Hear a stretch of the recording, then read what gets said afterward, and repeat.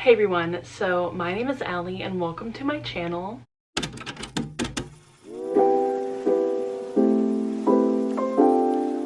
This video is kind of off the cuff and very spontaneous, spur of the moment idea. As I'm sure most of you guys know, I posted a video a few weeks ago talking about some of the issues that Booktok has. And I got a pretty good response to that video, but in the recent few days, I have been wanting to kind of do a little bit of a response to that, sort of a part two, just sort of like expanding on my thoughts and feelings, especially after the US election and all of the reactions to that, and specifically to what I've been seeing on Booktok. And I feel like we should just get right on into it. I literally don't have anything written down, so this is all just like coming right out of my head and just from like everything I've seen in the last few days.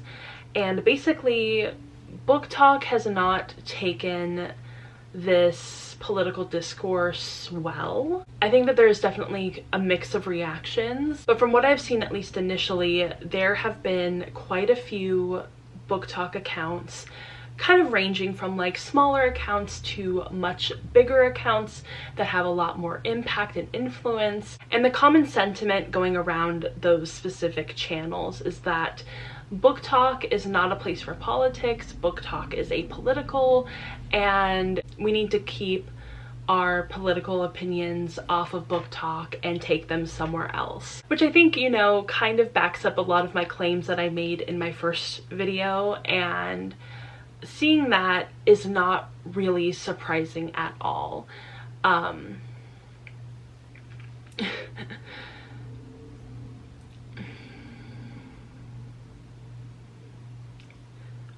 Especially when the majority of Booktokers who are expressing that sentiment are also white Booktokers. But I have been really impressed by the way that a lot of other Booktokers have been speaking out against that and being like, hey, books are inherently political and Booktok needs to be a political space when we're talking about books, especially within this country and this political climate. And for me right now, I really just want to kind of like break down why it's so ridiculous to say that Booktok isn't for politics.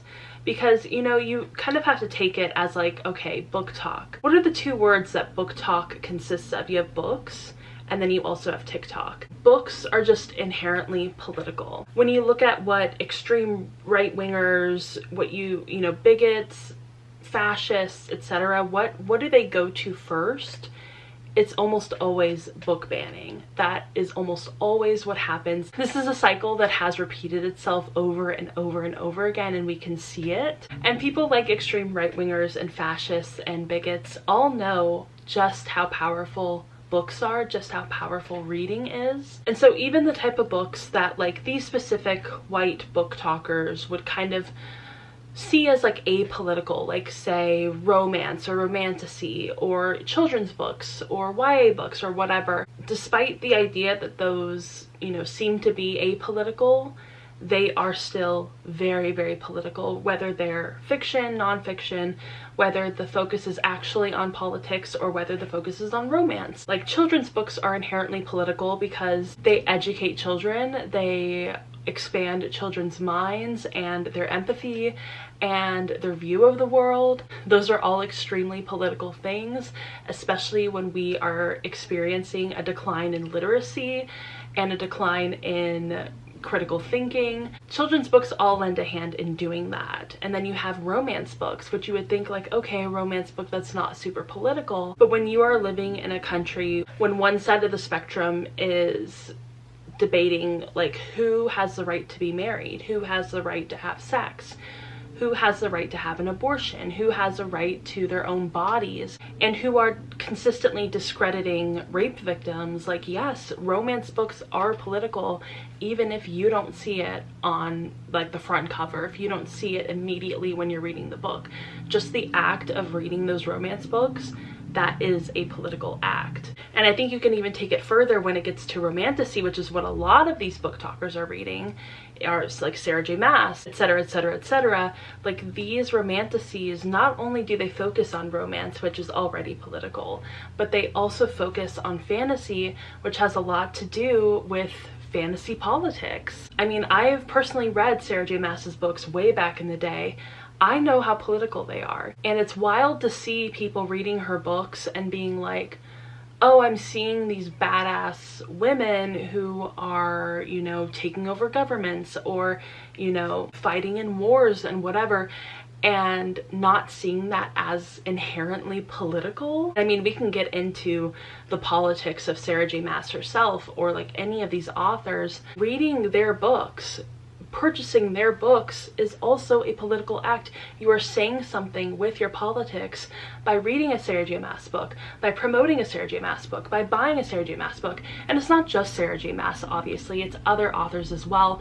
That's just, you know, like, I feel the most popular example. But you can't read a Hunger Games novel and not realize that that is a political act in itself, of just reading the novel, but also the politics within the book, the politics of the author, etc., etc., etc. Like, there are so many layers to this that it just feels absolutely naive and ridiculous to even insinuate that books are not political.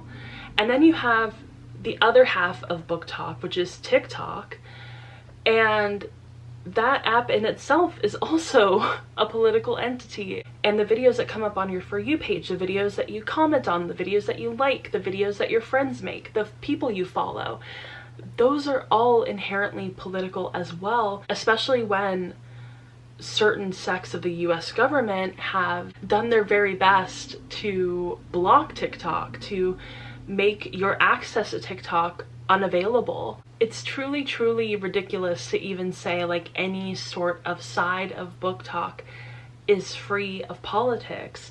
Even having that choice of saying, oh, my account is apolitical, I want to be apolitical, I don't want to engage in politics on TikTok or in Booktok or whatever, that is also a political statement. And it really just goes to show the privilege in which you live in and which you experience that allows you to say, I want to step back from politics. This doesn't concern me. I don't want to worry about it.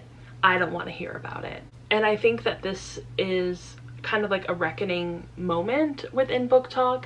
I think that this is a really great moment to really question the people that you are following on Booktok, the people that you're engaging with, the people who you're listening to their opinions about books.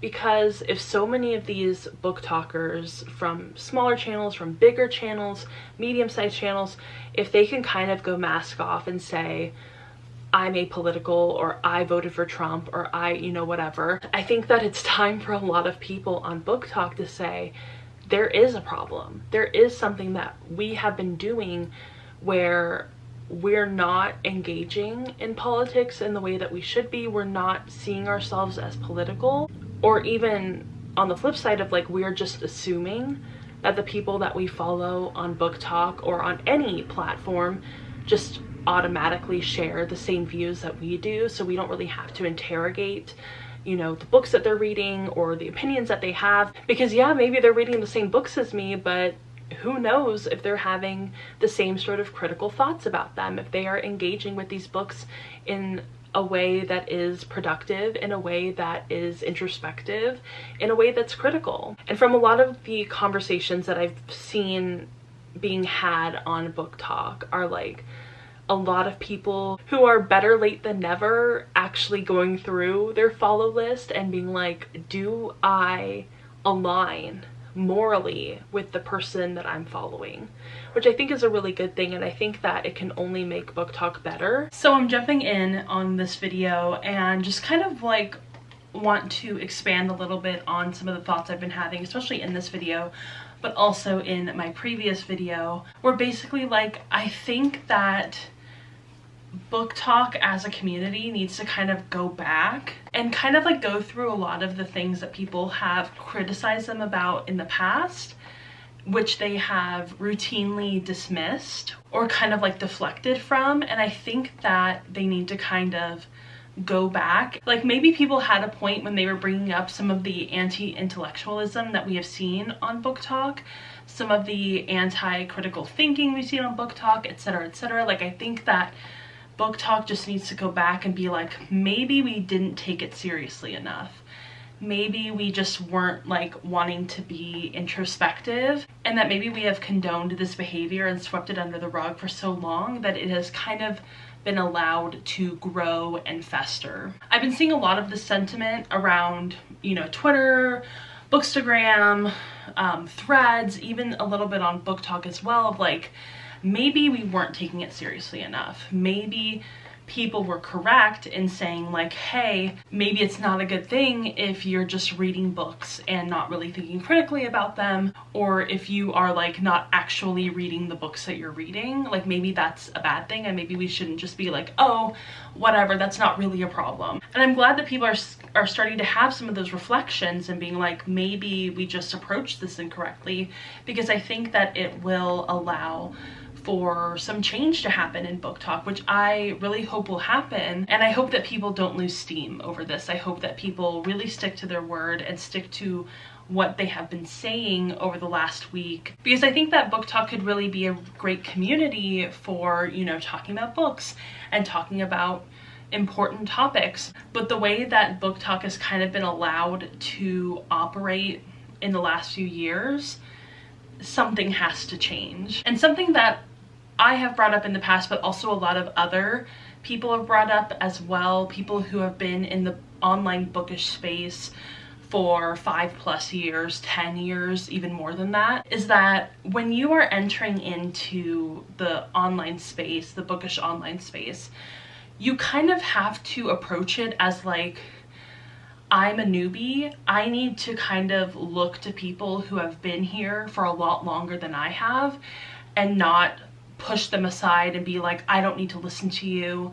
You don't know anything. I'm gonna pave my own path, which is like, cool, have that sort of can-do attitude, but also a lot of us in the booktube space, a lot of us in the bookstagram space, a lot of us just like online in general have over the years tried to tell Booktok and warn them about like, these are the issues that you are probably going to face, and if you continue to sweep criticism under the rug, it's only going to get worse. And a lot of Booktok, a lot of people who are even well-meaning on Booktok have routinely been like, if you're not in Booktok, stay out of Booktok business, or like, if you're on Booktube or you're on BookTwitter or you're on Bookstagram, you don't know anything about Booktok. We're just so much better and we don't need any of your help. And it's like, okay, that's an interesting attitude to have, but look where it has gotten us. Look where it has gotten Booktok. It's like a lot of the other corners of the bookish online space are not having these issues because we have already like progressed through these issues before. Like, we went through this years ago, and we could have been really key in helping Booktok navigate this, you know, newfound arena for them, and yet they did not want our help. They specifically said, we don't need help from BookTube, we don't need help from BookTwitter, we don't need critiques from those sides of the internet. And hey, look where it got everybody. So yeah, I just kind of wanted to talk about that and be like, hey, I don't want to say we told you so, but we did try to warn you. We really did. You didn't want to listen. And like I said, I love Booktok. There are a lot of people on there that I love and wholeheartedly support, and I want to see them be successful, but they kind of have to stop being like, we're too good to get help from anybody else, because it's clearly not worked up until this point. So yeah, back to the regularly scheduled video. I know it's definitely divided between a lot of the people who are saying like, I'm also apolitical and I also agree with this sentiment, and then of course the other side that is saying like, books are inherently political.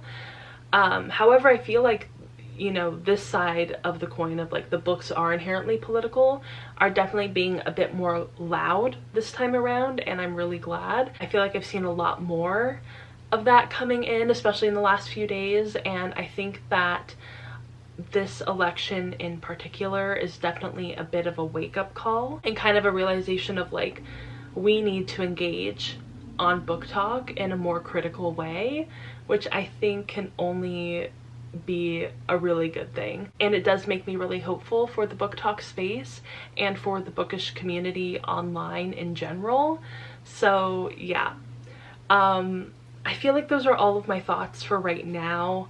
I know that this is a really tough time for a lot of people, and I just wanted to kind of like make this video and have a space to talk about this and have a space to kind of like explore the ways in which books are inherently political, especially on my Booktube channel, where I talk about books, where I try to look at books and authors and the things that I'm reading in just like a very critical way. And of course I hope to continue that on this channel and on my Bookstagram and on maybe my Booktok if I start to post on there again. I hope that you guys all know where I stand. And yeah, I think that's just I think that that's just really important in this specific time. And I mean in all times really, but I mean right now it just feels very tenuous, so I feel like the importance is a little bit higher. So yeah, I hope you guys all enjoyed this video, and if you did, go ahead and give it a thumbs up and subscribe to my channel. Again, I hope that the discourse in the comments can be productive, and I was really impressed by how incredible the comments were on my last video about this topic, so definitely keep it up. And follow me everywhere that I've linked down below, and I will see you all in my next video. Bye!